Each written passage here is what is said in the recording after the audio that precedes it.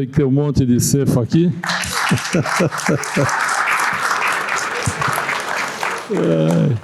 Bom, primeiro eu queria agradecer a Liora, que não está aqui hoje, e toda a equipe da Unibis por ter organizado essa noite bem bacana. Eu vou falar alguma coisa, depois eu vou chamar as pessoas que participaram desse projeto e estão aqui presentes. Bom, para quem me conhece, faz 16 anos que eu trabalho com o tema Holocausto, fazendo palestras, filmes, livros, levando o pessoal para a Polônia todo ano. Que é uma tragédia que se abateu principalmente sobre os Askenazim. Mas como nós somos sempre cheios das tragédias, também tem essa tragédia que se abateu em cima do Sefaradim, e pouca gente conhece, pouca gente sabe. Mesmo entre os Askenazim, muita gente não sabe disso, não tem conhecimento, não imagina o que aconteceu. Fora da nossa comunidade, é mais desconhecido ainda. Ninguém tem ideia de que 900 mil judeus foram expulsos e sem cidadania. Bom, para eu realizar esse projeto, eu tive o apoio do Memorial da Imigração Judaica, que me ajudou com os recursos. E, como diz o Rebbe de Lubavitch, né, coincidências não existem, tudo está determinado a acontecer. E eu acho que é verdade, porque o destino colocou vários desafios na minha vida.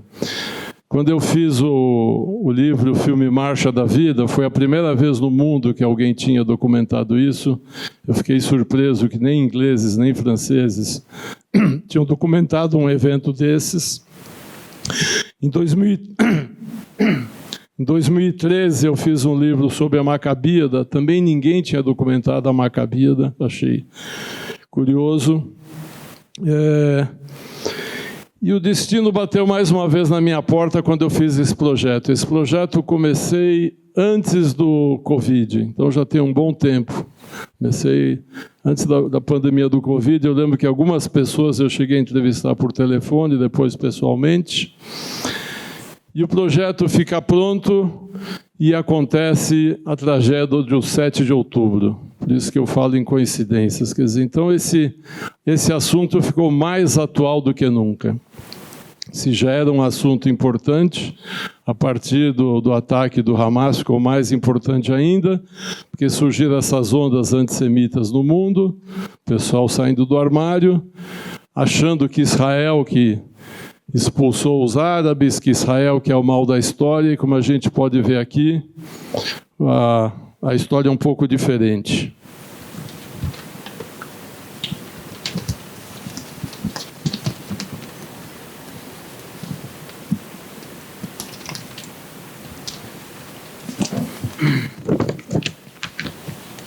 O que me impressionou quando eu comecei esse projeto é o que eu falo no fim desse filme. Os judeus não ficaram em campos de refugiados, não ficaram pedindo dinheiro para organizações internacionais, não ficaram vivendo às custas da ONU, não ficaram chorando pelos cantos, ó vida, ó azar, por que fizeram isso comigo? Ao contrário do outro povo que a gente está vendo sempre sofrendo, sempre chorando e vivendo às custas dos outros. Vocês foram à luta, foram atrás de um país, de uma nacionalidade, reconstruir as vidas, educar os filhos. Estão aqui hoje, estão no Canadá, estão nos Estados Unidos, na França, estão em todos os lugares, sem ficar chorando, progredindo cada vez mais. Perderam tudo, absolutamente tudo, e reconstruíram muito mais. Então isso é um mérito que vocês têm, que é impressionante, que ninguém tira isso de vocês. Eu vou chamar, eu não sei quem veio, quem não veio aqui, eu vou chamar todo mundo que participou do livro e do filme para subir aqui. O Ezra Harari.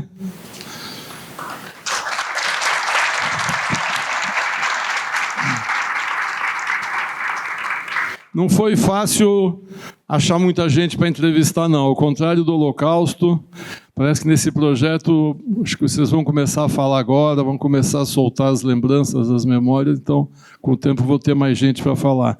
Também o que foi muito difícil foi arrumar imagens para o filme. Para o Holocausto é muito fácil. Os próprios alemães filmaram, tem muita documentação. Para cá foi muito difícil. Eu trabalhei junto com o Marcelo Sampaio, que fez uma das câmaras, e o editor do filme. Está aí o Marcelo? Sobe aqui.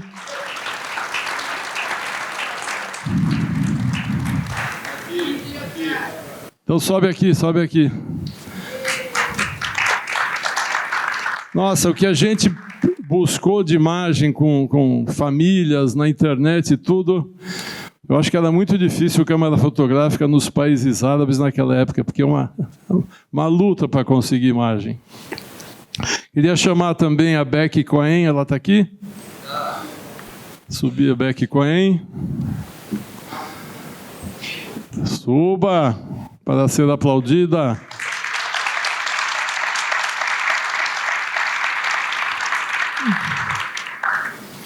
A Becky que tem o fogão Primos.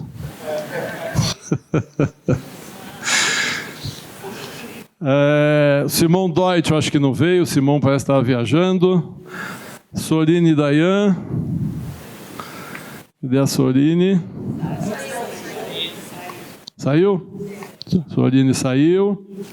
Moshe Bekor, que pegou aquele avião lotado.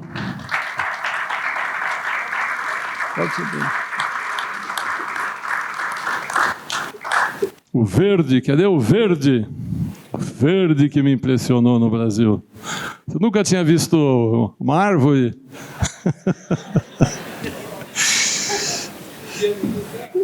O Dodi Harari, que é um professor, um historiador com vários livros.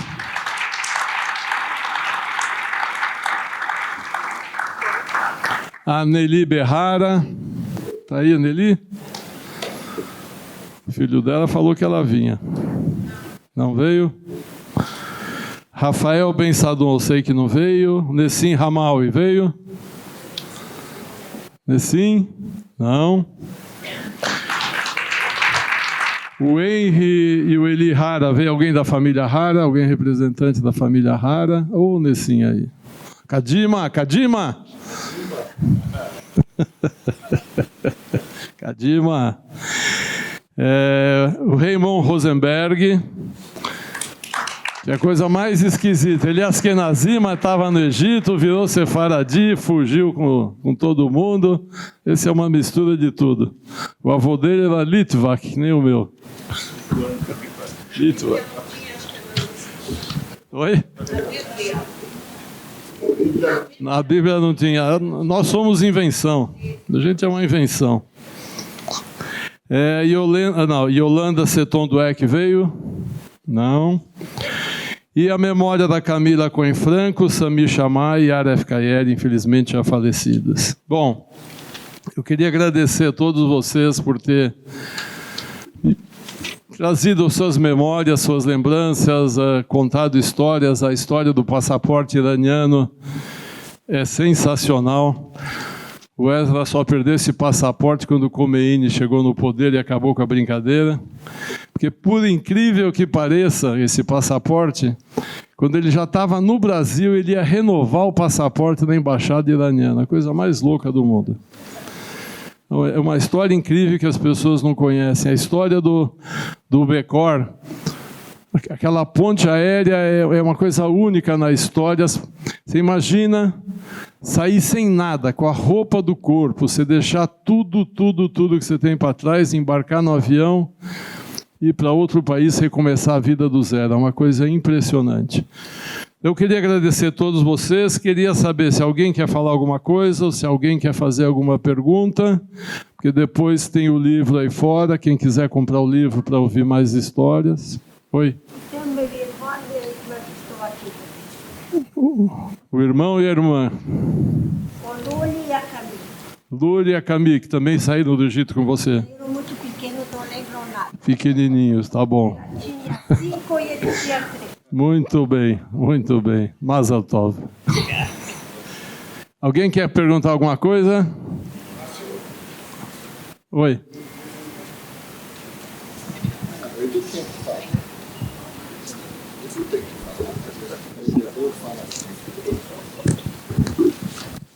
Boa noite. Márcio, eu achei aqui nos meus documentos a carta de expulsão uma frase só do meu tio, com autorização do Dux, meu primo, ele me autorizou a ler a carta. Rogo deixar este país dentro do prazo de 1 semana a partir de hoje. Essa era a carta que o pessoal recebia. Ela aqui está traduzida, juramentada, ela está em árabe. Se alguém quiser dar uma olhada nisso aqui, ela está comigo. Eu queria ver, isso aqui é um documento oficial da expulsão dos judeus dos países, do Egito principalmente. Legal, daqui a pouco eu vou começar o Laissez Passer 2. Nós vamos fazer mais um livro com outras entrevistas, mais um filme, contando outras histórias, e também vou começar a trabalhar para a gente fazer um museu do Sefaradim, a Casa Sefaradim no Brasil, ou uma exposição, algo permanente dentro de algum museu. Muito obrigado, porque a gente tem tanta coisa de Holocausto, tem tanta coisa dos Askenazim, eu acho que tem que lembrar de vocês também, acho muito importante isso. Como eu falei, é importante essa história que todo mundo conheça. Hoje eu consegui trazer a TV Record aqui, hoje à noite no jornal vai uma matéria, depois eu mando o link para todo mundo poder ver. Vou tentar levar isso para outros órgãos de imprensa, porque eu acho importante, e como eu falei, mais ainda neste momento. Alguém quer algum comentário, alguma pergunta?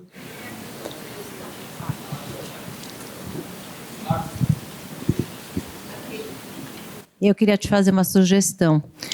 Primeiro, parabéns, porque essa é uma iniciativa muito boa, que é importante saberem de todas as facetas do povo judeu, né? E eu acho importante ser no mesmo lugar, se der para ser, tanto Ashkenazi como a Sefaradim, porque a gente é um povo só. A gente não pode se dividir. Quando acontece da gente se divertir, a gente vê o que acontece. E o nosso Sefaradim, o Ashkenazi, é puramente cultural. Você vê que lá eles queriam expulsar os franceses, os ingleses, mas judeus, sempre somos judeus, independente da nossa nacionalidade, né? Então, eu acho que aí fica a dica, nós somos judeus. A grande vantagem é a comida sefaradi, que é mais gostosa, né? Bem melhor do que... A gente não vê restaurantes askenazi pelo mundo. Comida sefaradi tem bastante. Lá no fundo alguém queria... Queria parabenizar você, Márcio, pela documentação. Parabenizar todos os participantes. Está chegando o microfone aí para você. Queria perguntar para o meu pai, Moshe Bekor, para ele explicar rápido, em alguns minutinhos, como que foi o impacto quando eles chegaram em Israel, como que eles foram recebidos em Israel, como que eles habitaram naquelas Mahabarot em Israel, como foi a dificuldade inicial de se viver em Israel, como é que foi a evolução disso, saindo do Iraque, de Bagdá, e chegando num país que estava acabando de nascer. Como é que foi esse impacto inicial? Assim, se puder fazer em resumo, pai, por favor. Mais perto do microfone. Eu vou dizer uma coisa. Tá sem o Quando microfone. Eu cheguei para Israel. Põe bem pertinho da boca. Quando eu cheguei em Israel, eu tinha 15 anos de idade. Logo que eu pisei em Israel, eu abri o braço e respirei fundo. No microfone. Eu respirei fundo. Estou livre. A partir daquele momento, minha vida mudou completamente. Eu, logo em seguida, já senti independente. Não perguntei meus pais o que vou fazer. A gente passou numa Mahane Shel Olim, ficamos numa tenda. Mas eu tomei a iniciativa, eu fui no Mahane Olim, tinha escritórios de kibbutzim. Eu fui sozinho naqueles escritórios, me inscrevi e falei para eles que eu quero ir num kibbutz. Aí tomaram todos meus dados, nomes, idade e tudo mais, me deram dinheiro, falaram, você vai pegar o ônibus e você vai para Kibbutz Afek. que era perto de Haifa.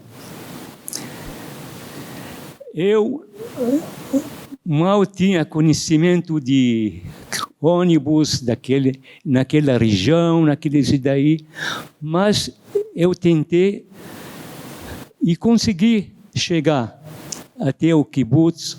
Foi recebido lá, me deram lugar para dormir, tinha lugar para comer, hadar ochel do kibbutz, fartura de comida. E a partir daqueles tempos aí, eu senti que eu estou não só livre do antissemitismo e de perseguição, eu estou sentindo que estou também independente, que estou conseguindo me virar e fazer as coisas de maneira que eu estou desejando. E graças a Deus, o que eu posso dizer? O Estado de Israel, eu estou muito agradecido ao Estado de Israel, porque graças a Israel eu consegui ser independente, tomar decisões. 80% de minhas decisões eram mais acertadas. Depois que fiquei 1 ano no kibbutz, saí do kibbutz, voltei para meus pais, onde estavam morando no Ma'abará. E no Ma'abará foi trabalhar qualquer coisa, foi trabalhar no Pardesim, colher laranja, fazer irrigações e tudo mais. E uma noite veio o meu tio que estava em Israel, que ele emigrou para Israel muito antes, e ele foi convocado para fazer o Miluim, serviço de reservistas. Ele ouviu falar que o exército está abrindo um curso de comunicação, manejar equipamento eletrônico, aprender código Morse, fazer códigos, decifrar códigos e tudo mais. Esse curso demorou mais ou menos 1 ano. Depois disso daí, automaticamente trabalhei no serviço de inteligência de Israel como civil, de 17 até 18 anos, como civil. Quando eu cheguei nos 18 anos, entrei no exército e fui colocado na mesma unidade que passei os cursos e que trabalhei antes. Então, eu posso dizer uma coisa: tudo que consegui na minha vida, eu falo isso daí graças ao Estado de Israel e a meu serviço no serviço militar em Israel. Eu sempre me orgulho dessa passagem da minha vida. Esse é tudo o que eu tenho a dizer sobre Israel e sobre minha mudança do Iraque para outro estado que era Israel. E depois aí, graças a Deus também, quando eu cheguei no Brasil, encontrei meu caminho, encontrei minha esposa e teve junto com minha esposa juntos 4 filhos maravilhosos. Hoje, não só filhos, temos netos maravilhosos também. Agradeço a todos e agradeço ao Brasil. Agora, quero dizer só uma coisa sobre o povo do Brasil. O que me marcou sobre o povo do Brasil, quando a gente sai, passeia na calçada alguma coisa, se sai na hora de um almoço aí, se vê pessoas, trabalhadores brasileiros trabalhando na hora do almoço com uma marmita, com arroz e feijão, e quando passa um fulano lá perto deles, servido senhor.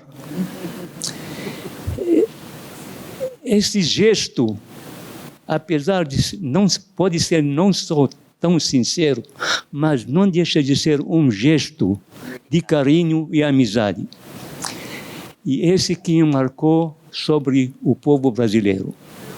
Bravo. Obrigado.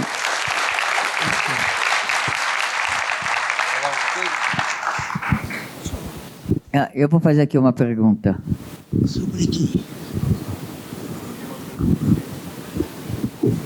Eu queria perguntar para o Ezra, de que maneira, porque os egípcios saíram do Egito, normalmente foram expulsos, mas podiam ir embora.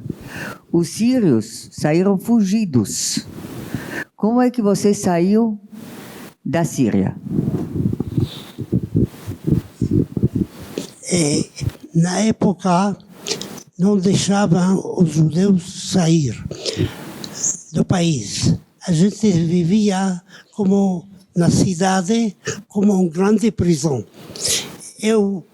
A gente só deslocava da casa para a sinagoga, para o trabalho, não podia sair, muitas restrições. Os rapazes que brincavam na rua, árabes, quando passa um judeu, ou xinga, ou dá uma tapa, ou bate. Eu tinha mais de 20 anos, quando eu chegava numa rua, vinha alguns rapazes, eu ia para casa por outro caminho. Então, na época, eu expliquei aqui, eles deixavam com muita dificuldade alguém ir para Líbano para coisa muito importante. Eu tentei minha chance, passei por vários escritórios, paguei dinheiro.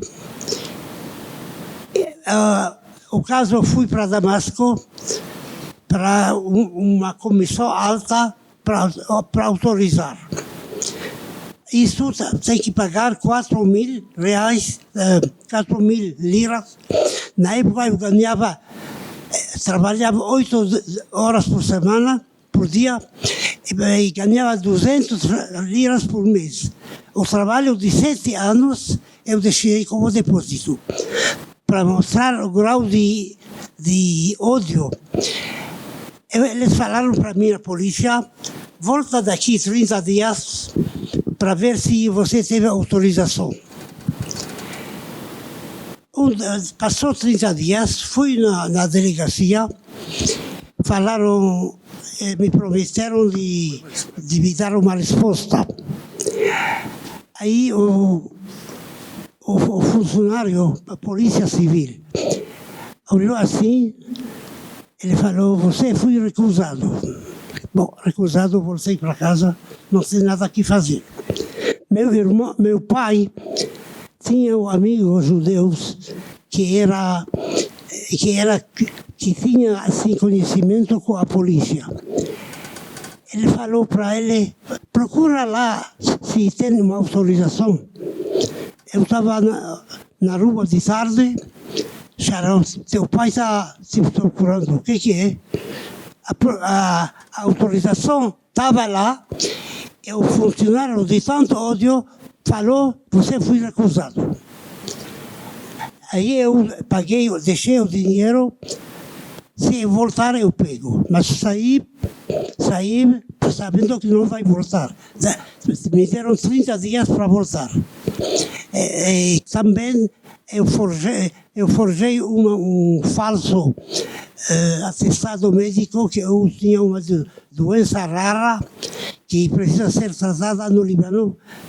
Com muita dificuldade, eu saí sem dinheiro.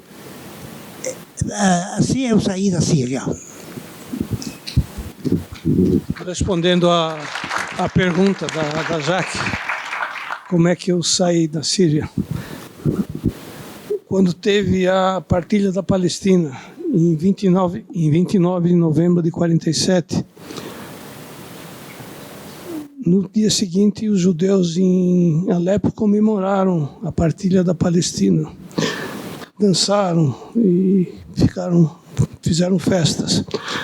No dia subsequente, 1º de dezembro, teve um pogrom em Alepo, que queimaram as sinagogas, as lojas, os centros de juventude. E meu pai levou eu e meu irmão para a gente se esconder no hospital. E a gente ficou escondido no hospital durante alguns dias, até a situação se acalmar. Quando a situação acalmou, meu pai mandou eu e meu irmão, como empregada armênia da minha avó, como sendo filhos dela, a gente foi para o Líbano. Eu passei a me chamar Antranik e passamos para o Líbano como filho dessa empregada. No Líbano, algumas semanas depois, quando meus pais chegaram, o meu avô foi sequestrado, porque ele era um dos líderes da comunidade judaica de Alepo. E depois que o governo do Líbano interveio, que liberaram ele, nós fugimos para a Itália. E da Itália nós acabamos vindo para o Brasil. Ele é meu primo. Eu sei mais como eles conseguiram viajar para a Itália porque do tempo antes dos acontecimentos da Palestina, eles tinham passaporte sírio. Então ele saiu normalmente com passaporte sírio, ele tinha tirado antes. Mas chegou na Itália, depois de um ano, o consulado da Síria não prorrogava, nem dava outro. Ficaram uns tempos sempre indo na polícia, e a polícia mandando eles deixar o país, porque eles estão sem passaporte.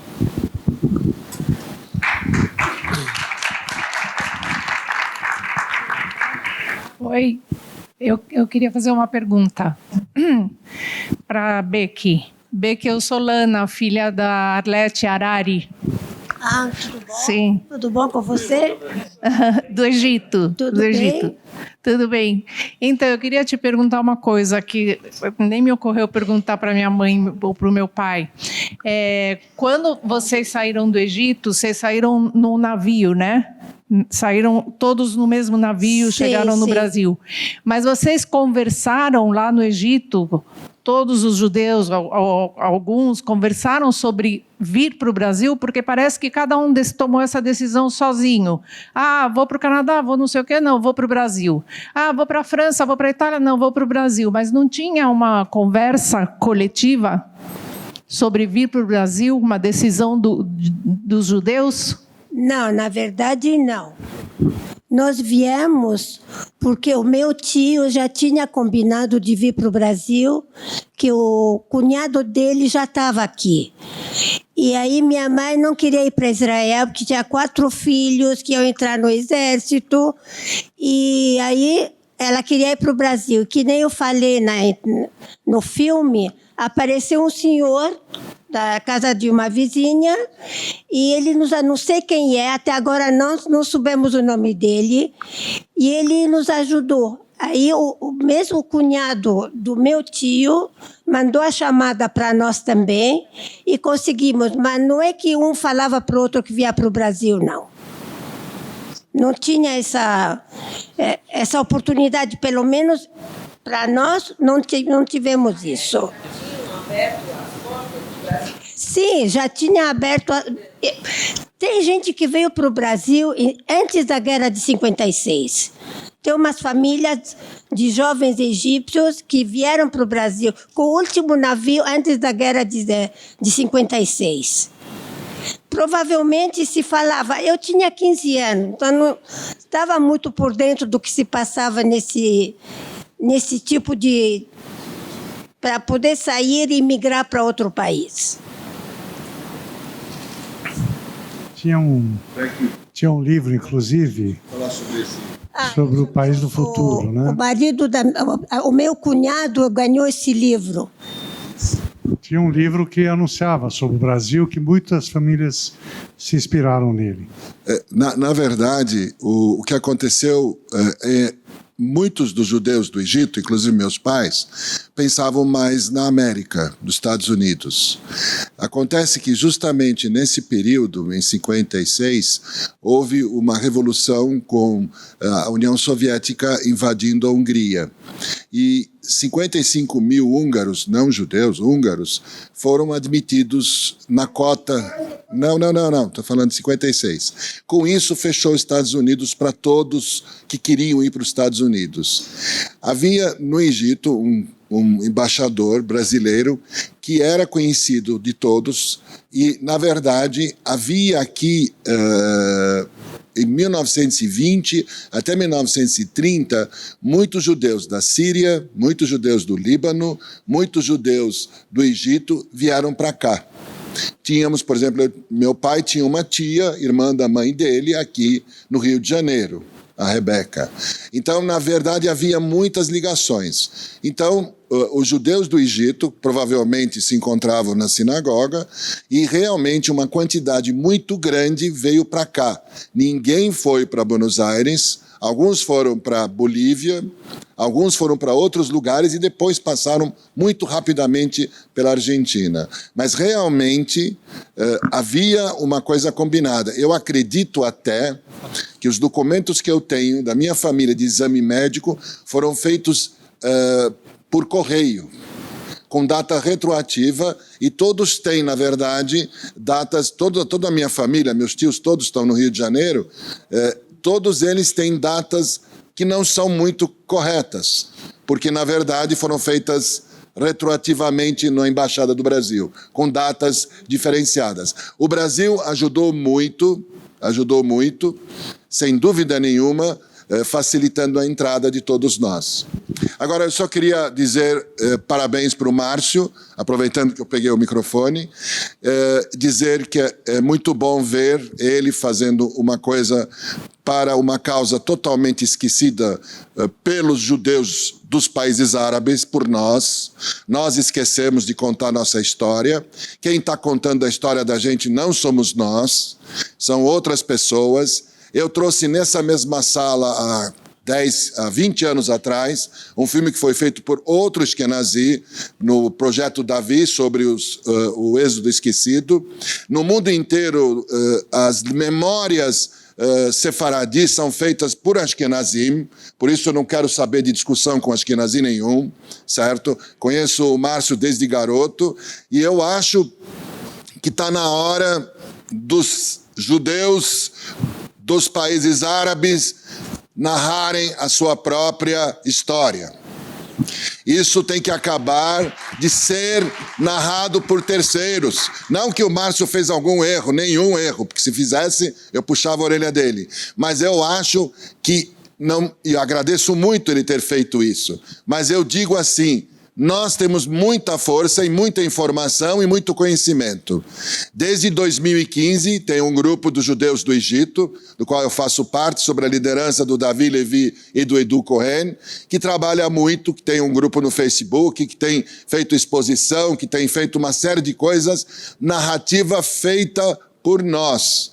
Eu acho importante engajar também os sírios, os libaneses, todos. E o ano passado, no escritório do COB, que fica na Vila Madalena, onde está o COB, em algum canto aí, acabou de sair, os judeus da Amazônia, os judeus da Moca e os judeus do Egito fizeram tipo um pacto para começar realmente a fazer um trabalho em conjunto.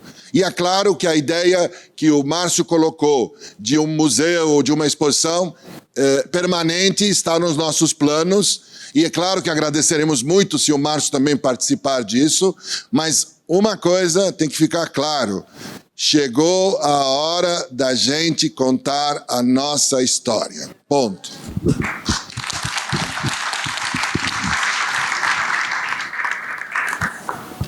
Alô, eu escrevi 4 livros sobre a vida dos judeus em Alepo da Síria. Eu não vendi, eu distribuí no Bar Mitzvah de meus netos. ainda eu tenho alguns livros, eu posso dar para quem está interessado. Eu tenho meu telefone aqui, se quiser anotar, ou então ligam para a Congregação Sefaradi Paulista da Veiga Filho, pega meu telefone, me pede, eu deixo na portaria da minha casa. Quem está interessado, meu telefone é 988. Vou repetir. 988 74 8264. Vou repetir. 988 74 8764. Dodi Harari.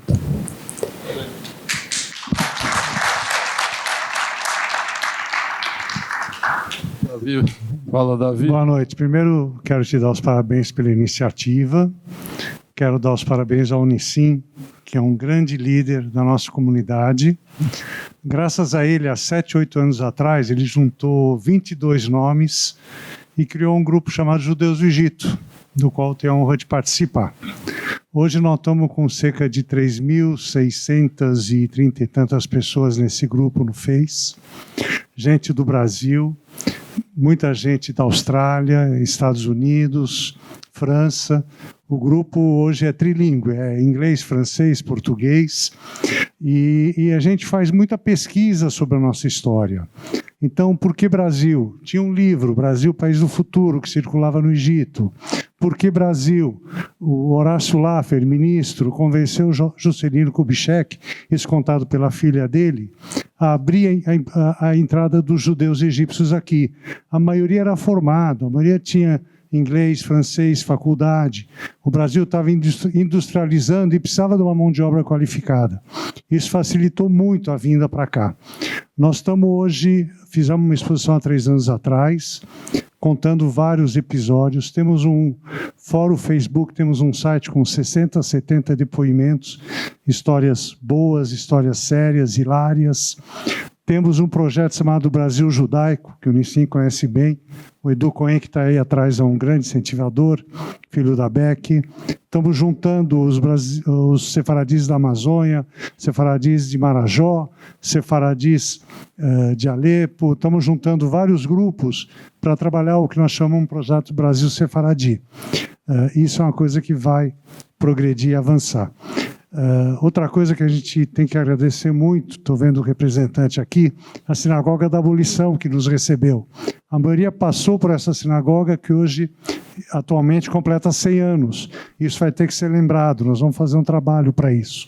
Então, é todo um movimento que está começando para a gente contar a história nossa, para os nossos filhos, netos que não conhecem, e alguns ashkenazis que sejam curiosos. Obrigado.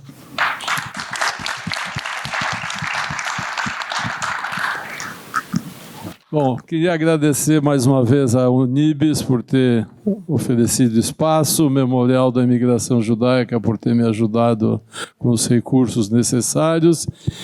E, sem dúvida nenhuma, daqui para frente eu quero me dedicar a colocar esse assunto na mídia, assim como eu coloquei o Holocausto, que há 16 anos eu venho colocando sobreviventes do Holocausto para falar nas televisões, jornais, dar entrevista e tudo. Começar a levar vocês também para contar essas histórias, porque o pessoal precisa saber, e saber que vocês não ficarem em barracas no deserto, esperando a ONU mandar comida, mandar dinheiro e reclamar da vida. Vocês foram à luta, venceram, parabéns, realmente. Eu já nasci em berço esplêndido, já nasci no berço de ouro. Para mim a vida foi fácil, mas para a maioria de vocês, meu pai é imigrante também, a vida não foi fácil. Aí a gente sabe que os jovens precisam aprender isso, porque para os jovens tudo é muito fácil e está virando essa geração mimimi. Acho que alguém queria fazer uma pergunta aí, acho que vai ser a última. Eu queria fazer uma colocação. Eu, como não judeu, eu vivi uns estranhos, uns curiosos paradoxos na minha vida. Quando eu tinha meus 17 anos, eu fui trabalhar num kibbutz, em Ayelet HaShahar, na Alta Galileia, praticamente na fronteira do Líbano, quer dizer, Kiryat Shmona ficava pertinho, o Líbano já estava do outro lado, e um pouco mais à direita estava a Síria, né? Evidentemente, isso foi em 76, 3 anos depois da Guerra do Yom Kippur, já era uma fronteira pacificada, digamos assim, e pacificada ficou durante décadas, se duvidar até hoje, quer dizer, até recentemente, pelo menos.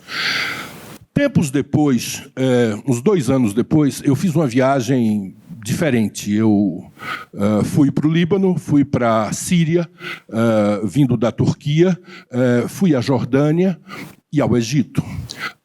5, 6 anos se passaram até que minha vida profissional começasse, e quando a vida profissional começou, eu tinha negócios nesses países. Em função da própria curiosidade cultural, eu descobri para mim um mercado que comprava lentes oftálmicas do Brasil, que nós fabricávamos aqui em Osasco, em Alepo, por exemplo, né? Então, todo ano eu ia 2 vezes ao ano a Alepo. Tinha um armênio lá, a família Kuk Hazarian, que era o nosso melhor cliente. Na verdade, o cara queria conversar sobre São Paulo. Ele tinha morado aqui, ele adorava me receber, enfim. E a situação dos judeus, tanto na Síria quanto no Líbano, um pouco menos, Jordânia não se fala, quer dizer, países do Golfo, sempre foi uma coisa que me intrigou bastante, mesmo porque eu tinha trabalhado em Ayelet HaShahar com kibbutznikim que eram do Egito, que eram do próprio Iraque, não é? Pessoas que tinham vindo em outras épocas. E eu sempre me perguntei, claro, durante essas visitas aos países árabes, eu não levava o passaporte original, que eu tinha em 75, 76, que tinha carimbos de Israel, e não fazia perguntas maiores a respeito de Israel, ainda que a gente estivesse vendo a zona da fronteira ali do outro lado. Era como se eu tivesse criado uma cortina na cabeça para que não deixasse um lado ver o outro, especialmente, quer dizer, uma estada em Israel dentro de um país árabe. O fato é que eu fico me perguntando depois, eu nunca tive a oportunidade de encontrar tanta gente assim, de origem sefaradim, para perguntar isso.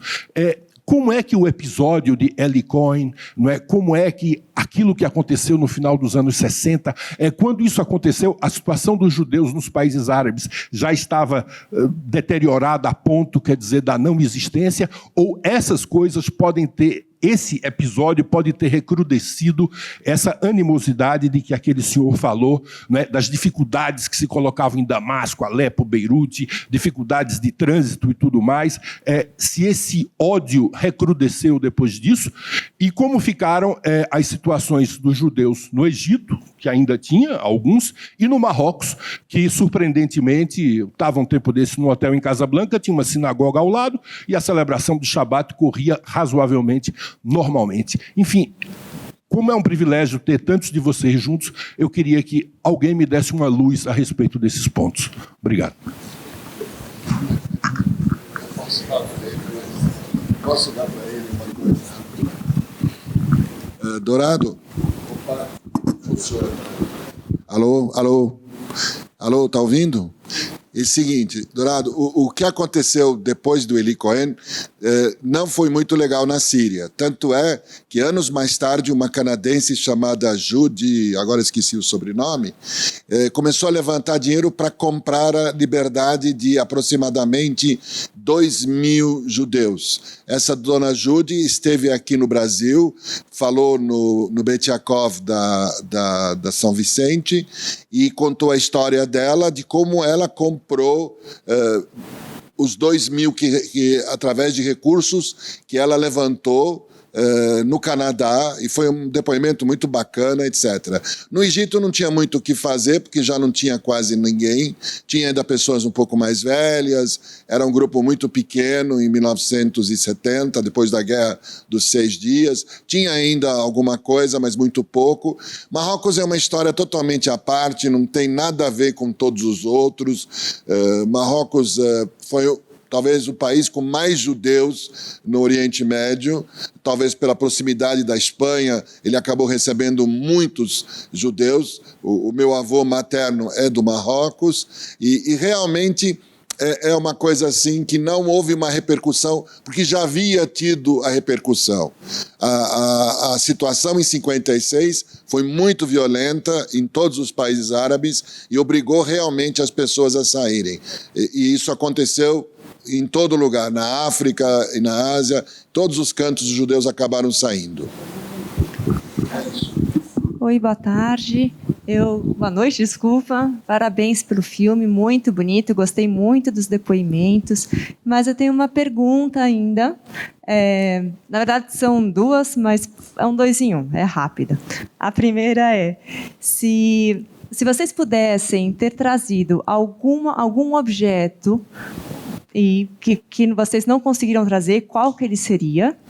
E a segunda coisa é: qual prato de comida vocês mais gostavam de comer na época na cidade que vocês vieram? Obrigada. Hoje. Com relação à comida, a gente come até hoje. O fato de a gente estar no Brasil não quer dizer que a gente deixe de comer a comida árabe. É engraçada essa pergunta. Você sabe que o repórter em Recife me fez essa mesma pergunta quando eu fui dar a palestra e eu não sabia o que eu tinha trazido do Egito. Eu achei que eu não trouxe nada. Eu vim com 10 anos e pouco, não lembro de nada. De repente me lembrei, porque o meu pai me deu um casaco dele para fazer parte do Violinista no Telhado. Um negócio ashkenazi, mas eu fiz. E eu era um cara de Anatéfica. E aí, quando eu fui devolver o paletó para o meu pai falou: não, fica para você o paletó. Aí eu fiquei com o paletó e nunca reparei no cabide. O cabide era do Egito. E eu tô com o cabide, a única coisa que eu tenho do Egito é o cabide. Aí eu falei isso pro cara do Diário de Pernambuco e ele colocou: judeu veio só com o cabide. Bom, pessoal, muito obrigado. Até a próxima.